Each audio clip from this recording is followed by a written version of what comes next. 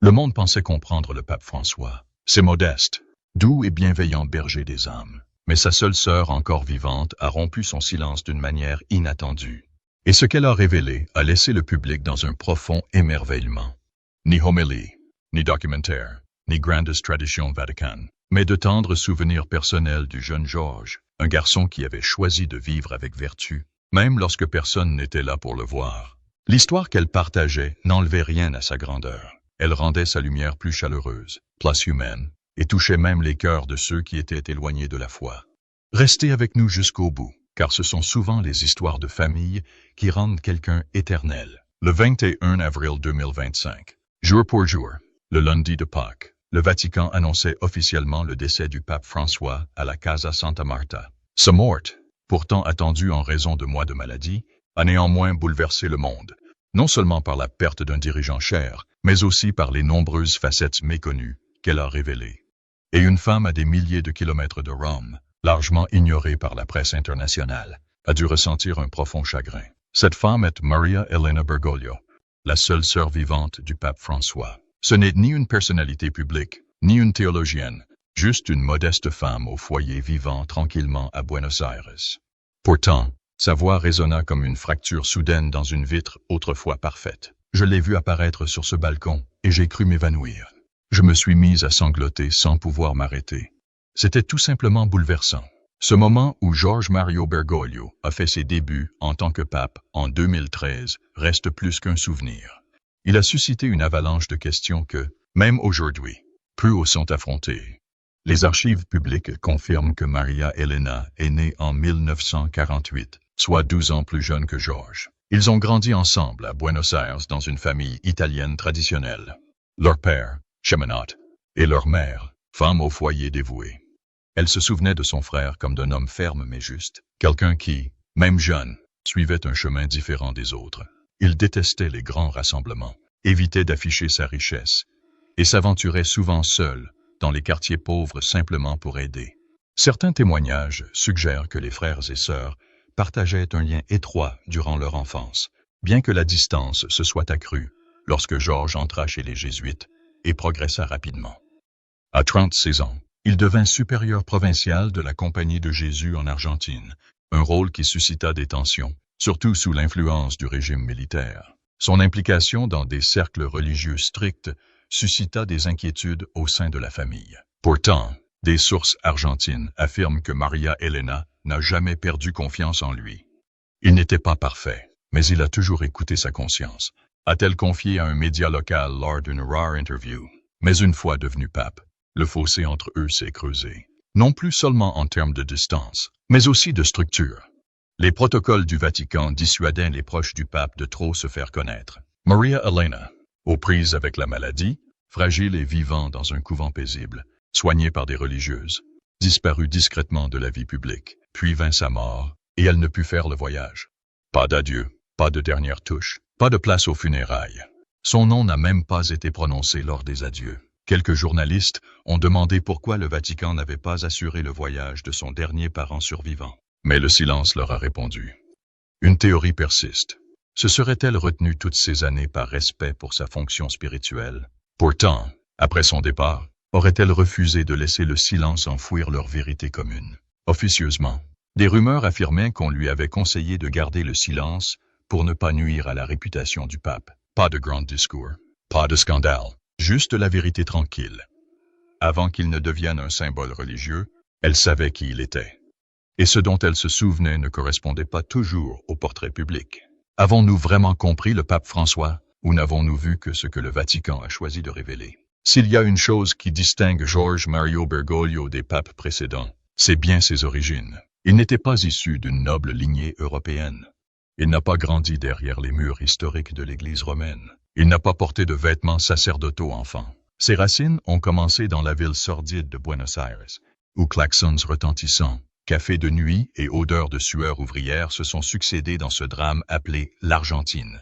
Il appartenait à la rue bien avant d'appartenir à l'Église, disait un jour Maria Elena, sa sœur, et c'est dans ce monde brut et indiscipliné que s'est forgée l'âme que des millions de personnes connaissent sous le nom de François.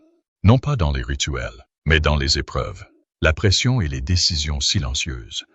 Jorge, l'aîné d'une famille de 5 enfants, est né en 1936 de parents immigrés italiens. Adolescent, il se plonge dans les livres et travaille comme aide ménagère. Il a travaillé dans un laboratoire de chimie, puis comme agent de sécurité dans un bar. Un détail que certains considèrent comme mineur, mais qu'il a fièrement confirmé lors d'une interview en 2013. Oui, j'étais videur de boîte de nuit. Ça m'a appris à gérer les gens. Puis, au début de la vingtaine, tout a basculé. George est tombé gravement malade d'une maladie pulmonaire. Les chirurgiens lui ont retiré une partie du poumon et il a passé des mois à l'hôpital pour se rétablir. Personne ne sait exactement ce qui a changé dans son âme après cette épreuve. Mais 1 an plus tard, il s'est inscrit au séminaire de Villa Devoto, s'engageant sur le chemin qui allait définir sa vie. En 1969, George a été officiellement ordonné prêtre jésuite, mais son parcours n'a pas été comparable à celui de la plupart de ses confrères prêtres. À 36 ans, seulement 4 ans plus tard, il était devenu supérieur provincial des Jésuites d'Argentine, un titre qui revêtit une importance considérable durant ces années d'instabilité politique. Puis vint le chapitre le plus sombre qui allait assombrir son héritage, le régime militaire, brutal de l'Argentine de 1976 à 1983. 2 jésuites, Orlando Yorio et Francisco Jalitz, furent enlevés et torturés par la junte. On se demandait pourquoi George n'était pas intervenu. Avait-il conclu un accord avec le pouvoir? Les spéculations allaient bon train. Certains disaient qu'il n'avait pas eu le courage de protéger ses confrères. Les critiques de la presse l'ont accusé de se taire pour éviter les risques.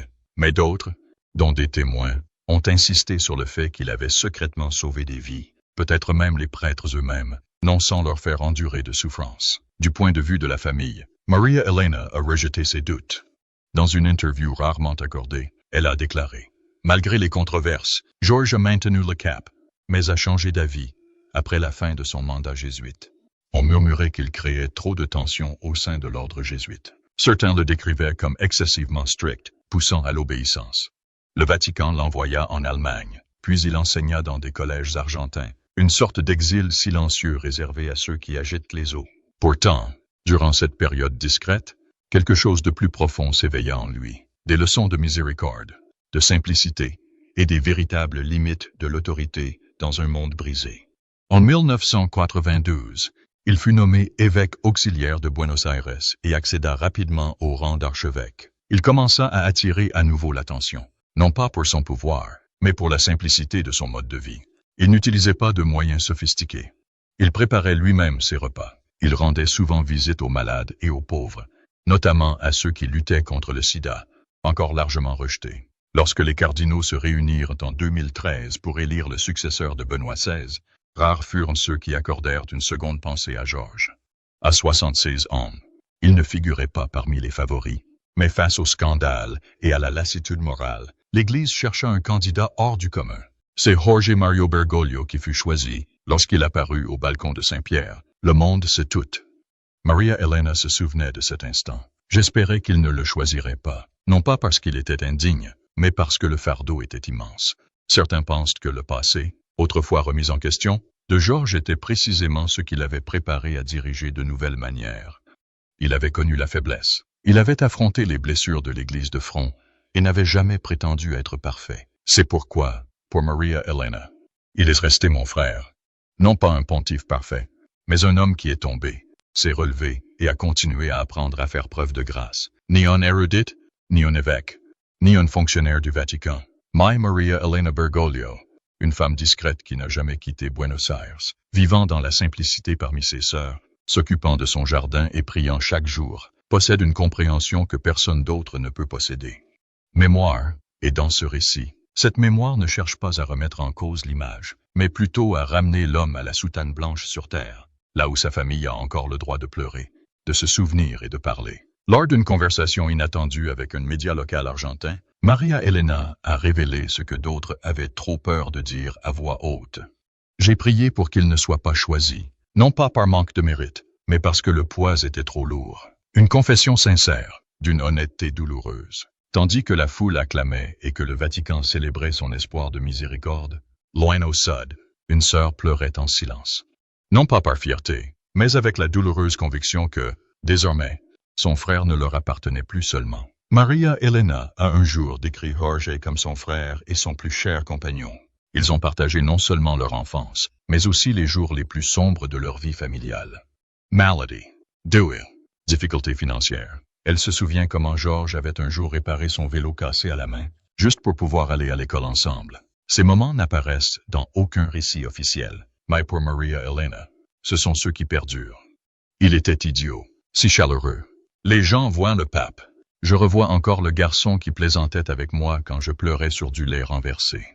Mais le temps les a menés sur des chemins différents. George a embrassé la prêtrise, exigeante, clairsemée et solitaire. Maria Elena est restée dans le monde ordinaire. Malgré la distance et les chemins différents, elle ne s'est jamais sentie vraiment séparée de lui. Jusqu'en 2013, lorsque George est devenu pape, tout a basculé. Ils se parlaient moins souvent. Il fallait passer des appels par d'autres. Les lettres risquaient de ne jamais lui parvenir. L'homme qui participait autrefois à toutes les réunions de famille est devenu un visage lointain à la télévision. Bien que Maria Elena n'ait jamais manifesté de ressentiment, ses paroles exprimaient une douleur sourde, comme si l'Église avait pris une part d'elle sans jamais la lui rendre. Pourtant, elle n'a jamais douté des objectifs ni des convictions de George. Elle a déclaré que même le fait de connaître sa mission d'aide aux pauvres susciterait l'opposition au Vatican. Il a maintenu le cap. Il a continué à visiter les prisons, à accueillir les migrants et à refuser le luxe de la résidence papale. Il ne se contentait pas de parler des pauvres. Il choisissait leur vie. Maria Elena se souvenait du jour où les autorités l'avaient encouragé à s'installer au palais apostolique et de son refus poli. Ces murs sont trop épais. Je n'entends pas les gens à l'intérieur. Mais lorsqu'on lui a demandé si elle souffrait de ne pas être à ses côtés lors des moments historiques, Maria Elena a simplement affiché un sourire mélancolique.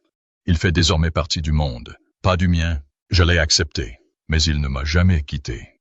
Ce n'était pas de la jalousie. C'était une sorte de chagrin que personne ne comprenait vraiment. Lorsque le dernier membre de votre famille devient un symbole et que votre désir est laissé derrière vous, une théorie a commencé à circuler après son histoire. L'Église avait-elle, peut-être intentionnellement, éloigné sa famille pour protéger le caractère sacré de l'image papale? Les journalistes ont mis en doute son absence aux funérailles, l'absence de son nom dans les déclarations officielles et le silence concernant sa demande de voir ses effets personnels. Malgré cela, elle est restée calme et courtoise. Ni reproche, ni amertume, ni exigence. Elle souhaitait seulement parler. Montrer au monde qu'avant de porter du blanc, George était un frère, un ami, un homme fait de chair et de souvenirs. Peu m'importe que le monde me connaisse, mais le monde devrait le connaître. Qui il était vraiment? L'enfant aux pieds nus, l'homme qui écrivait des lettres sans faute, le frère avec qui je parle encore, même maintenant qu'il est parti. Peut-être que le Vatican ne répondra jamais, peut-être que ce silence restera la règle. Mais pour Maria Elena, son choix de parler n'était pas d'exiger une reconnaissance, mais de préserver quelque chose d'inestimable, le souvenir. Et ce souvenir, non rédigé par des évêques, non filtré par le protocole, est la page qu'elle voulait offrir au monde avant qu'elle ne s'efface à jamais. En raison de sa fragilité et des soins prodigués dans un humble couvent argentin, Maria Elena ne put voyager bien loin. Son état de santé ne lui permit tout simplement pas de prendre l'avion pour Rome. Le Vatican ne prit aucune disposition pour transporter l'unique sœur du pape, et aucun remerciement officiel ne lui fut adressé. Du moins, c'est ce que son silence laissait croire au monde. Bientôt, les médias internationaux commencèrent à s'interroger avec inquiétude. Pourquoi le Vatican, malgré toute son influence, n'a-t-il pas organisé d'adieu digne de ses proches? Était-ce un oubli regrettable ou une décision calculée pour que l'héritage du pape soit universel, non lié au sang? Ces soupçons ont pris de l'ampleur après que Maria Elena soit restée silencieuse pendant une semaine entière après les funérailles. Des amis ont révélé qu'elle avait pleuré pendant 3 jours d'affilée, ne répétant qu'une seule phrase douloureuse. Je n'ai jamais pu lui dire au revoir. C'est ce qui me fait le plus mal. Maria Elena, qui n'était pas du genre à s'exposer publiquement, n'a jamais sollicité une quelconque place sous les projecteurs de l'Église. Mais en tant que sœur endeuillée, l'absence du dernier souffle de son frère, non par testament, mais par séparation, a été une perte trop profonde pour être définie. Elle avait dit un jour, lors d'une vieille conversation, que le jour où il est devenu pape, nous l'avons perdu. George a cessé d'exister. Il est devenu François. Et François ne nous appartenait plus. À l'époque, ses paroles résonnaient comme une réflexion mélancolique. Mais après sa mort, elles résonnèrent comme une triste vérité. La couronne papale s'était acquise au prix de tous les liens personnels, même familiaux. Quelques journalistes sud-américains ont laissé entendre que Maria Elena espérait lui parler avant sa mort, lorsque sa santé s'est détériorée en avril 2025. Mais selon des sources internes au Vatican, l'accès à lui était strictement réservé au personnel médical et à quelques cardinaux de son entourage. La question reste donc en suspens. N'y avait-il vraiment aucun moyen d'offrir un dernier appel, un dernier instant de parole ou d'image à sa sœur? Ou avait-il choisi cette voie, de laisser le pape quitter ce monde plus grand que nature, épargné par les liens personnels? Bien que Maria Elena ne manifestât aucune amertume, son expression exprimait une tristesse qu'aucun réconfort ne pouvait effacer. Elle ne demandait rien de plus, ni statut, ni favor, juste la préservation de la vérité. Qu'avant d'être François, il était Jorge, son frère, sa femme, un fils d'Argentine fait de cœur et d'os, non entouré de luxe, n'occupant pas de siège de distinction à la basilique, n'étant pas convoqué à la curie. Mais Maria Elena Bergoglio portait en elle quelque chose que personne d'autre ne pouvait porter. Une âme à jamais liée à celle de Georges, depuis une époque où son nom était inconnu. Dans un échange discret, Maria Elena a rappelé ce qu'elle a décrit comme les derniers mots que Georges m'a adressés avant son élection papale. J'aspire à une église qui appartienne aux pauvres et qui les serve. Une remarque simple et sincère. Pourtant, au fil du temps, elle est devenue le fondement de la mission de François en tant que pape. Aux yeux de Maria Elena, elle n'était pas destinée à faire la une des journaux. C'est ainsi qu'il a toujours vécu, depuis le moment où il a offert son sandwich à un homme affamé près de leur porte, jusqu'à celui où il a poliment décliné une place au premier rang lors de sa première réunion en tant que cardinal. Il ne prêchait pas ses valeurs, il les vivait, tout simplement. Son exemple était sa voix, songe-t-elle. Pour Maria Elena, Georges n'était jamais devenu un pontife distant. Il restait son grand frère avec ses chaussures éraflées, son ton riche et sa savante habitude d'empiler les vieux journaux avec soin. Un frère assez sévère pour interdire les dessins animés après le coucher, mais assez doux pour glisser des pièces dans son sac quand les comptes étaient serrés. Peut-être, songea-t-elle, l'histoire honorera-t-elle le pape François comme l'homme qui a redéfini le ton de l'Église, celui qui a remis en question la tradition, celui qui a parlé avec audace des migrants, des pauvres, de la création et de la grâce. Mais pour elle, le plus grand don de Georges ne résidait pas dans ses discours. C'était dans les vérités qu'il n'avait jamais eu à expliquer. Il ne dirigeait pas sur invitation. Il marchait tranquillement, espérant que d'autres le suivraient. Beaucoup diront plus tard qu'à travers ses paroles, François était perçu non pas comme une sainte icône, mais comme un homme qui serrait la main de sa sœur au carrefour, un homme qui envoyait des SMS juste pour lui demander « Tu as quelque chose à manger ?» Un homme qui refusait les gâteaux d'anniversaire parce que quelqu'un qui dormait dehors aurait besoin de cet argent. Selon Maria Elena, son héritage ne réside pas dans les bibliothèques, les plaques de marbre ou les médailles. Il vit dans des gestes humbles, des choses qu'il a transmises à chaque membre de sa famille, et qu'elle, la dernière d'entre eux, porte encore en elle. Il nous a peut-être quittés, mais je le reconnais dans chaque bonté discrète. Voilà l'héritage qu'il m'a laissé.